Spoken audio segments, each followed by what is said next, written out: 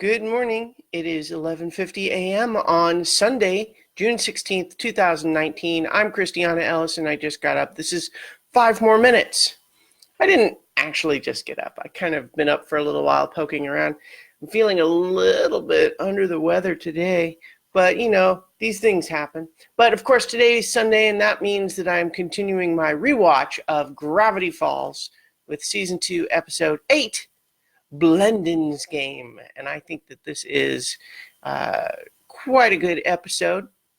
One of the things that struck me almost immediately upon rewatch is that I find, for whatever reason, that I prefer the episodes where the twins are on the same page, where Dipper and Mabel are a team rather than having one of their conflict episodes. Now, obviously, conflicts happen, and it's important for the characters to have their own separate issues and be able to learn and grow and all of that sort of thing. So I feel like for the overall narrative, having places where the twins disagree or quarrel is good, but just in terms of enjoying the viewing of the episode, I like when they're on the same page. In particular, the bit where they're just talking about how, hey, they're birthday experts because they always share the same birthday, and then they do this complicated secret handshake and everything. I was just like, yeah, I dig that. I like that. So the episode begins with a prologue telling us that Blendin, the time traveler voiced by Justin Roiland, is going to return. He escapes from the infinitentiary and challenges Dipper and Mabel to some sort of a thing that we hasn't been introduced yet. What we later learn is time gladiatorial combat, and that's some exciting premise. It's interesting that they do bring him back, just given that Blendin's departure from the previous episode is a little bit of a complicated, there's a little bit of complicated feelings about it, because it's true that he's portrayed as kind of a jerk and a little whiny and annoying and everything, but technically the kids do get him in major trouble by stealing his time device and then leaving anomalies all over the place, and so therefore they are actually why he's in trouble. And the fact that he wants to destroy them is, I think if we wanted to really get into the ethics of it, we could ask him the question of whether it was their intention to do all of that. But he doesn't care. It's not, he's just mad because they ruined his life. But the fact that in that previous episode, the fact that they got him in trouble is portrayed as kind of a win because he's annoying. But in any event, as he returns, we are also picking up with Dipper and Mabel just appreciating Seuss and his many skills, including knowing how to open the front of the vending machine so that you can retrieve something that's stuck.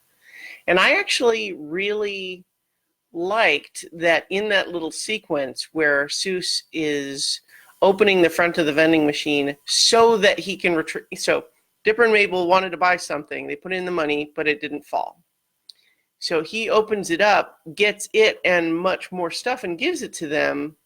But then he closes it and starts putting a bunch of money in, presumably because he is paying for it. He is not having them steal the candy. And I was like, yeah, Seuss is a good guy.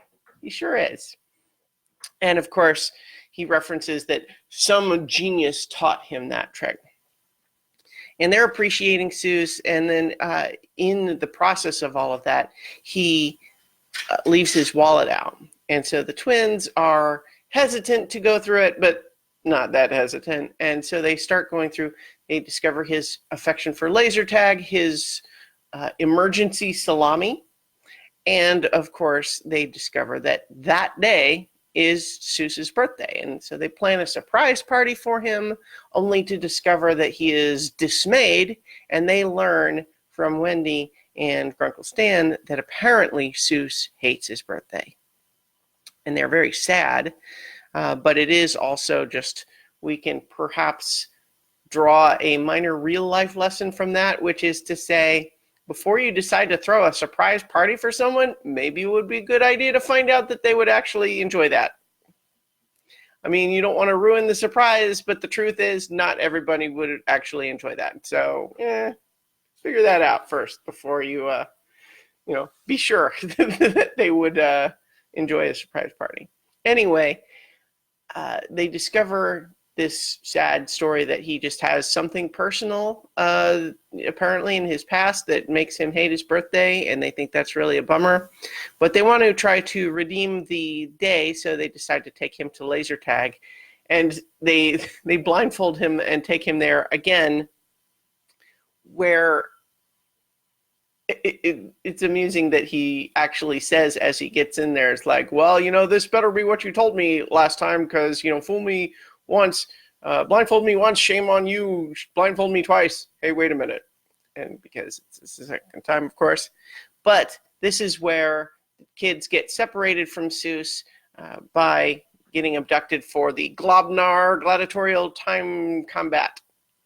And it is actually portrayed as kind of sad that Seuss is really still not feeling great, and the kids reassure him by promising that they'll stick by his side, only for them to accidentally get separated. And it's like, oh no, poor Seuss, he just got promised that they would stay with him, and now... And so it is actually sad. And so we discover that the kids are getting prepared. They learn what they've been challenged to. They understand the situation, but they decide to try to escape. They steal another one of the time devices from one of the time cops this time, and they accidentally try to go back to their own time, but overshoot. And of course, this sets up their ability to see Gravity Falls 10 years earlier, which has 100 little funny in-jokes, like the big tattooed guy getting his first tattoo, the stuff like that. Lots of little things that you could blink and miss it in that sequence. But then, of course, we learn the truth of why Seuss hates his birthday, and it's an all too common sort of thing where Seuss doesn't really know his dad, and his birthday was one of the times where his dad promised to be there and then didn't show.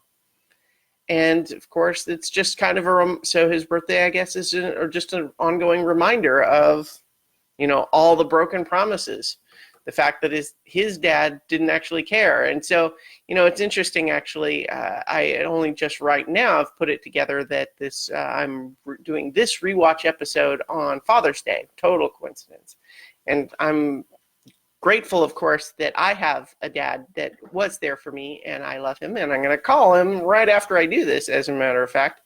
But, not everybody has that. And so I think it is a good thing to be sensitive to, people have different personal histories, and, so that's why not everybody likes the same things. That's why sometimes, for example, people might not be on board for a surprise birthday party. But in any event, after discovering the history of it and realizing that they could win a time wish for winning the gladiatorial combat, the kids decide to accept the challenge. They go back and they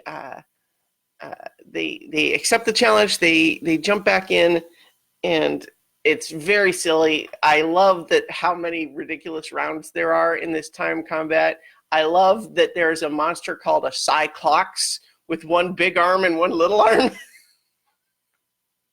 There's just a lot of silliness there. It's all very Tron inspired, of course. Tron crossed with time travel, and there's lots of fun time baby jokes where this monstrous form apparently rules the world.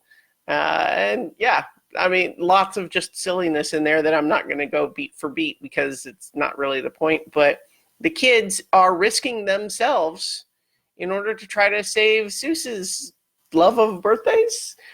Obviously, his love of birthdays is not like the primary thing, because, of course, they're mostly trying to help heal a wound. But then, of course, they do win, and it's fun that they win with the final round being laser tag. And then they get the time wish. And I also really liked that they kind of learned the lesson of throwing the surprise party without really understanding earlier. They, in some ways, so when they receive the time wish, first of all, they get to decide the fate of Blendin, and they recognize, you know what? He is kind of annoying. He did try to unwish our existence. But it is true that we were the ones that got him in trouble, and so they decide to wish that he should be set free, as long as you keep an eye on him. And they give, and Mabel adds, and give him pretty hair, which is nice too.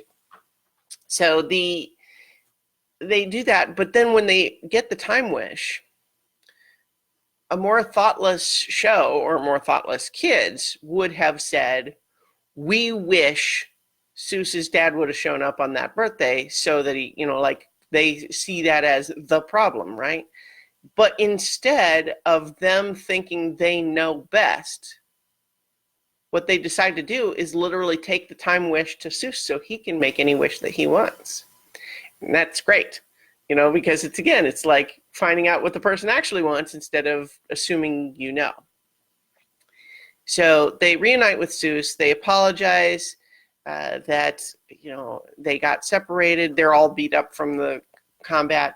And then, of course, they offer him the wish. He wishes, apparently, to just, you know, like clean up and heal their little wounds from the fighting. And everyone's really shocked. It's like, what? You wasted the wish on that? And he talks about how, you know, what he learned from all of that was all of, you know, the times that his dad didn't show up was that his dad didn't actually care. And maybe that's sad, but what he realizes as a part of what Dipper and Mabel did for him is that they went through gladiatorial combat to help him. They care. And what birthdays should be is spending time with the people who care about you. And so what Dipper and Mabel do. And so isn't that just a heartwarming lesson to learn at the end? And I think that's great. And so this is a very fun episode. It has a million little funny references and jokes. It has Dipper and Mabel on the same page. It has lessons that you can apply to real life. And apparently, the real result of Seuss's time wish, a slice of infinite pizza that will regrow itself no matter how many times you bite it, and everyone agrees. It's like, oh yeah, that's a good time wish. So we'll go ahead and leave it there. But next week, I will be talking more about Gravity Falls Season 2, Episode 9. And in the meantime, I will talk to you all tomorrow for 5 more minutes.